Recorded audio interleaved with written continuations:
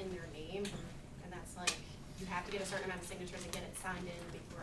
Let's be careful with that example, but the general idea is right. You actually draft a law, and then you go around and you get signatures of registered voters, and it's normally 3 to 5% of the registered voters in that district, whatever it is, state, local district, whatever. And then at that point, it ends up on the ballot after the Board of Elections has verified that they are registered voters in that area. And then you can vote yes or you can vote no. And if you vote yes, it actually automatically becomes law. See, the thing is, all three of these, recall, referendum, and initiative, are examples of direct democracy. Because ultimately, it's the people in many of these instances that are drafting it or collecting the signatures, doing the hard work, and then ultimately, it's the people in all of them that are deciding whether it's going to become law or what's going to change if it's the recall election. So this would be an example where you don't need politicians, but it's the people that are basically making the decisions. That's the trick with direct democracy. What else do you see up here? Go ahead, Diego. I'm sorry. Article 4. What was Article 4? And actually, let's go ahead and deal with Article 6 too, even though it may not be up there. Lily wants that. Article 4, Article 6. Do you remember what that was in the Constitution, Article 4? That's the Fourth Amendment deals with that. So you're close with the 4, but there's a difference. Go ahead, Moonlight. Fugitive slave clause is in Article 4, yeah. But there's something else that we really just covered that actually today in your class. Binding document? Yeah, full faith and credit clause is the one that actually says that if you have a binding document from one state, then other states are going to accept it.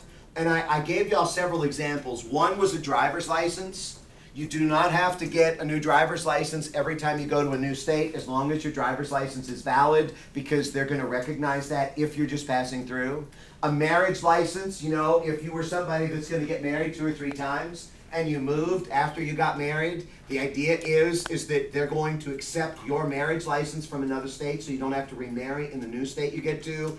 The third one that maybe not all of y'all got was extradition. If you have an outstanding warrant, you know, you're wanted for crime or you're suspected, wanted for trial, this kind of a thing, and you get picked up in another state, well, at that point, that other state will extradite you back because that is also a binding document. So all of those. And your original point may have been the best one.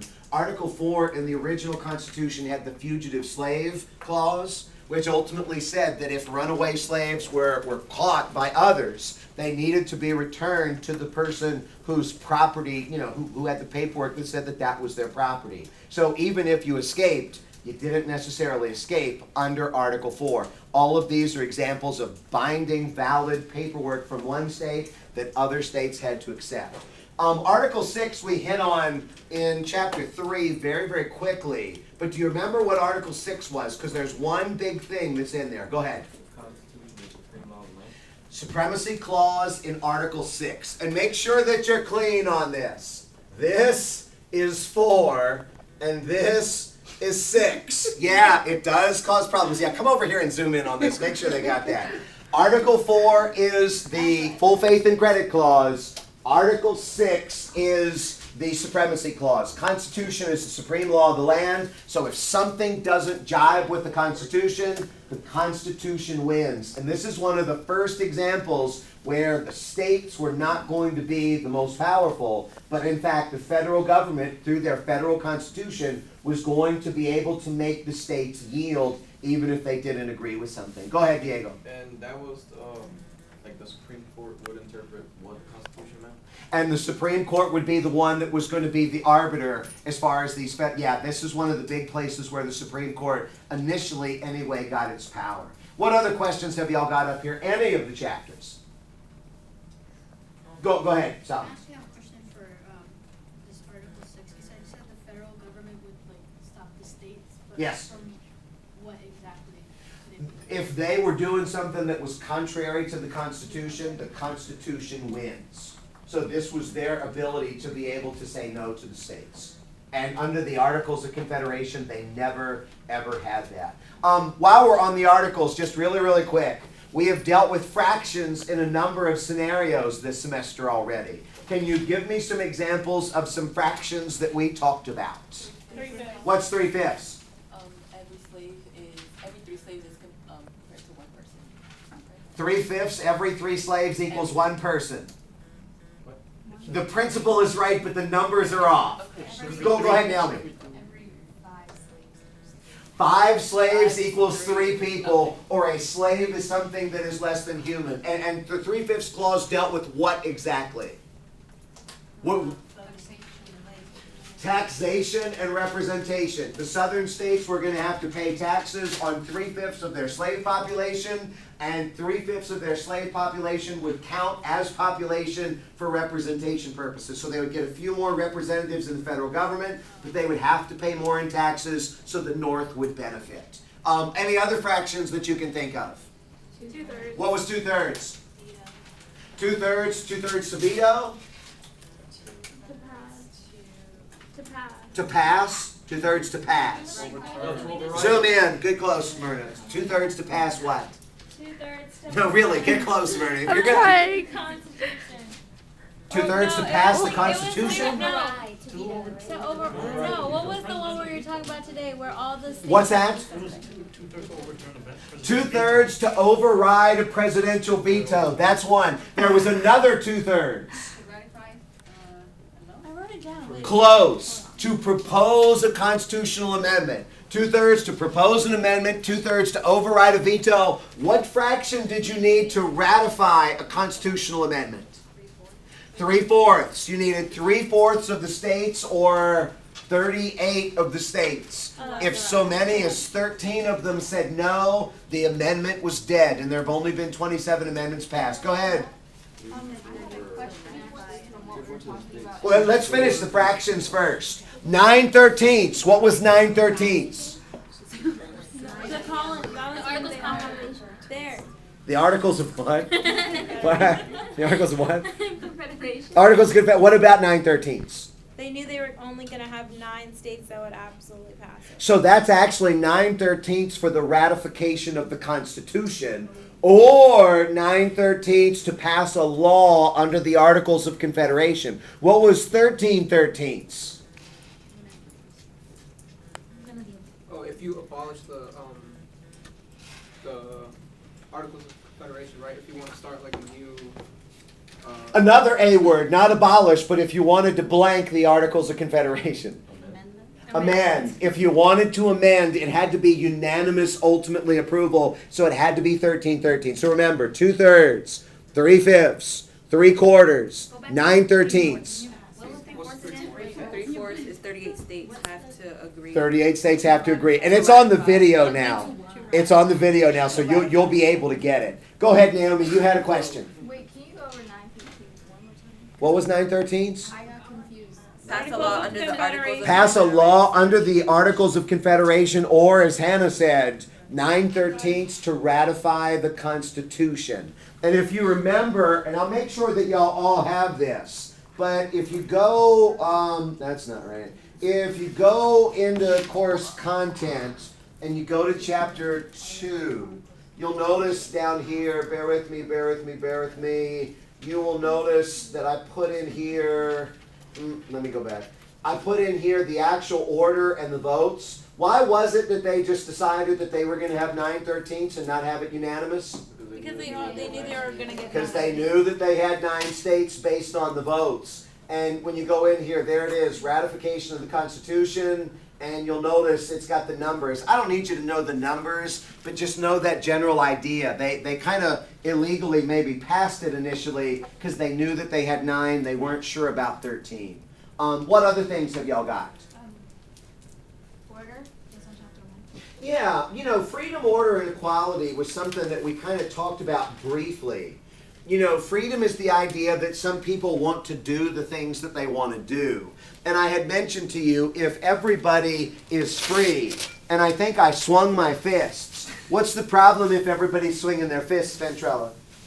Hurry. I'm running out of time. Yeah, I'm probably going to hit you. If everybody is swinging, then in fact nobody is going to have freedom at all. So some people want to be able to do what they want to do. Some people want order, or they want to be protected, they want to be safe. And this kind of ties in with Locke giving up certain rights in order to gain certain protections. Because if everybody is swinging and getting hit, nobody really has freedom. Some people are going to believe that they want more order or be safe out of it. And looking at the articles in this chapter, talking about freedom and order, we had Anthony Ellis in chapter 2. Do you remember Anthony Ellis? Is it the rapper? The rapper. What about the rapper? Oh my God. What did he say about his wife exactly? Because this is another one of those times where if you have some lyrics, oh man, it will really look good on a short answer. I wanted to watch her bleed. I wanted to watch her bleed. That's from the play you did last weekend, isn't it? I don't remember that quite being from Anthony Ellis. He wouldn't stop until it was done, something like that. Like he wouldn't rest. I'm not going to rest till your body's a mess, soaked in blood See, and I was dying. somewhat right. Yeah, that was actually one of your better things. You can look at that one. That's a good one. Do you remember he talked about shooting up a school? Do you remember he was talking about turning that special agent lady, that bitch ghost? You remember that? Look back at some of those because I put the link in there and the article is in there. Why did he say he was making these rap lyrics?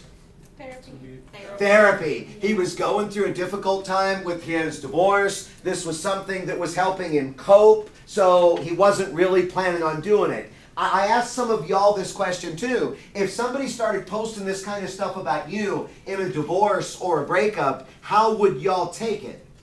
I'd be like, you're wild. Why are you wild? What's that, Elizabeth? I'd be scared. Be scared. See, you could argue that what he was really doing was working the First Amendment so he could really talk some smack about his wife and say some things that he probably shouldn't have. Because you could argue this was bullying. You could argue that this was threatening. You could argue that this was problematic. But it was all freedom of speech. Well, and that's what his argument was. This is therapeutic. Art is about pushing limits, and that's what freedom of speech He is. also talked about shooting up his kid's school. He did, within a 10-mile radius. Do you remember how long his prison sentence was? 14 months? Not 14. 40 something. Months. It was We're just yelling out numbers now. It was- I think it was like 44 years. months is what he Yeah. got, so it was just shy of 4 years. Did he win? Yeah. Yeah, he did. All of this was thrown out. You remember why the court said that it was legal for him to do this? He had none of the things that would have allowed him to do. He didn't have knives to cut up He his didn't have wife. guns. He didn't have guns to shoot up the school, and he actually didn't act on Agent Lady. Let's be honest. He didn't turn the bitch ghost. If you listen to the lyrics, it was really almost like he was saying, "I'm not gonna do it," as much as it was saying, "I was gonna do it." So understand on that, he won in that instance. What else do you remember? Any other questions that you've got? You remember what the national debt is? Almost $23 trillion. Okay, remember what?